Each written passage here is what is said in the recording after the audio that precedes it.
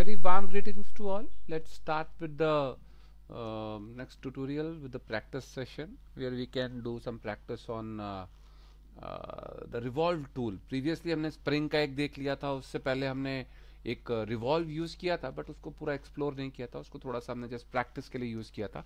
उसी में थोड़ा सा और डीप में जाते हैं. सो लेट्स सी यहाँ पर हम और क्या कर सकते हैं. तो यहाँ पे मैंने एक पहले ऑब्जेक्ट बॉडी बना ली है. बॉडी में मैं एक स्केच बनाता हूँ. तो स्केच के लिए मैंने यहाँ पर एक ये प्लेन ले लिया और इसको मैं ओके कर देता हूँ. यहाँ पे जस्ट रैंडमली मैंने एक ग्रिड लेके यहाँ से रेक्टेंगल ड्रॉ कर लिया. तो से फॉर एग्जांपल ये मेरा एक रेक्टेंगल बन गया. अब मैं इसको रिवॉल्व करना चाहता हूँ. तो अगर मैं सीधा रिवॉल्व का बटन प्रेस करूंगा तो आप देखेंगे इसने एक बाय डिफॉल्ट जेड एक्सिस को वर्टिकल एक्सिस यहाँ से पिक कर लिया. यही अगर मैं एक्स एक्सिस देना चाहता हूँ तो मैं एक्स भी दे सकता हूँ. तो मैं उसको क्लिक करूंगा तो एक्स एक्सिस आ जाएगा, या फिर मैं यहाँ से बेस एक्स एक्सिस ले सकता हूँ. तो इस टाइप से मैं जो है एक्स या वाई के रिस्पेक्ट में इसको रिवॉल्व कर पा रहा हूँ.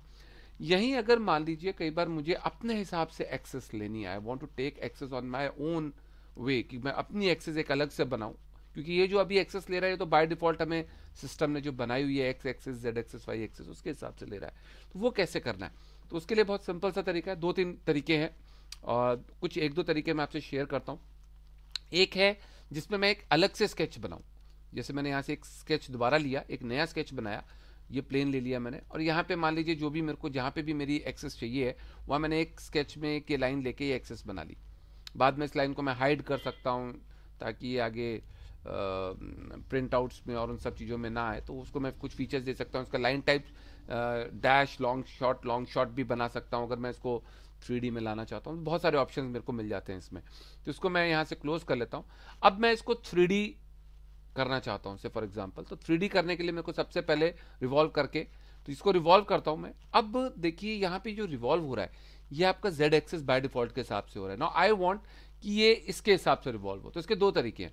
या तो मैं इसको सीधा क्लिक कर दूं, जैसे मैं इसको सीधा क्लिक करूंगा आप देखेंगे ये बेसिकली इस एक्सिस के हिसाब से रिवॉल्व हो रहा है. या फिर अदर ऑप्शन क्या है मेरे पास, कि मैं जब इसका रिवॉल्व कर रहा हूं तो रिवॉल्व में मैं क्या करता हूं कि यहां पे क्लिक करने की जगह मैं यहां से सेलेक्ट रेफरेंस ऑप्शन ले लेता हूं. तो जब सेलेक्ट रेफरेंस बोलूंगा तो वो मुझे एक्सेस चूज करने को बोलेगा. तो यहां से मैंने इस एक्सेस को जैसे क्लिक करूंगा तो ये इसको सीधा 3D बना देगा. तो this is the one way. इसी टाइप से मैं जहां चाहूं वहां एक्सिस एक लेके बना सकता हूं. जहां मेरे को एक्सिस चाहिए उस प्लेन में जाके एक अलग स्केच बना के. इसी में एक चीज और कर सकते हैं हम चाहे तो डाटम लाइन का भी यूज कर सकते हैं. तो डाटम लाइन का कैसे यूज कर सकते हैं? मान लीजिए मैं एक डाटम लाइन यहां बनाना चाहता हूं. तो मैंने डाटम लाइन को क्लिक किया तो वो मुझे ये देखिए डाटम लाइन यहाँ पे बता रहा है कि अभी इस समय मेरा एक वर्टिकल एक्सेस पे ये मेरा डाटम लाइन ले रहा है यहाँ पे. तो मैं किस डायरेक्शन में, एक पर्टिकुलर डायरेक्शन में इसको एक पर्टिकुलर डिस्टेंस में मूव कर सकता हूँ. फॉर एग्जांपल मेरे पास यहाँ पे ये एक्स डायरेक्शन है.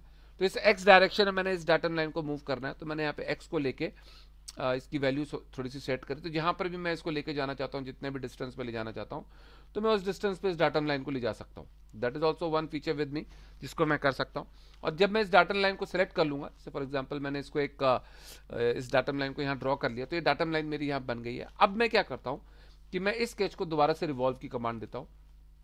अब मैं चाहता हूँ कि वो इस डाटम लाइन के रिस्पेक्ट में रिवॉल्व हो. तो अब मेरे को सिंपल से एक चीज करनी है, या तो मैं यहाँ से रेफरेंस लूँ, आइदर आई कैन सेलेक्ट से रेफरेंस, या डायरेक्ट डाटम लाइन को क्लिक करूंगा तो आप देखेंगे वो डाटम लाइन के हिसाब से इसको रिवॉल्व कर देगा. यही मैं नीचे एक्स डायरेक्शन में स्केच बना सकता हूँ या डाटम लाइन ले सकता हूँ. यही मैं वाई डायरेक्शन में लेके आपको मैंने यहाँ पे एक टाइप से यहाँ बताया. तो यही डाटम लाइन अगर मान लीजिए मेरे को एक दूसरे डायरेक्शन में लेनी है, मैं दूसरे डायरेक्शन में बना सकता हूँ. यही स्केच अगर मैं नीचे दूसरे, जैसे फॉर एग्जांपल मैंने यहाँ एक स्केच ले लिया और स्केच को मैंने यहाँ से क्लिक किया इस प्लेन को, और यही स्केच मैं अब नीचे बनाना चाहता हूँ तो मैं नीचे यहाँ बना देता हूँ. तो ये स्केच मेरा यहाँ पे नीचे बन जाएगा. अब मैं इस स्केच के हिसाब से इसको रिवॉल्व कर सकता हूँ. तो मैंने स्केच को लिया, इसको रिवॉल्व का बटन दबाया, तो मेरे पास ये एक्सिस है, मैं जैसे इसे क्लिक करूंगा तो ये इसके हिसाब से इसको रिवॉल्व कर देगा. Like that we can use datum lines, we can use sketch patterns. ये हम पे डिपेंड करता है कि हमारी क्या जरूरत है, उस हिसाब से हम इसे कर सकते हैं. और दूसरी चीज मेरे पास यहाँ 360 डिग्री एंगल बता रहा है. तो ये मैं डिपेंड करता है कि मैं कितना रिवॉल्व करना चाहता हूँ. 270 करना चाहता हूँ या 180 डिग्री करना चाहता हूँ. तो ये उस हिसाब से मेरे को उतना रिवॉल्व कर देगा और मैं उस हिसाब से अपने जो एक स्ट्रक्चर है उसे मैं यहाँ पे बना पाऊंगा. So I hope you all have understood something over here new and you've been able to clear your concept regarding the revolve tool also. So thank you all for watching it, and stay blessed. God bless you all.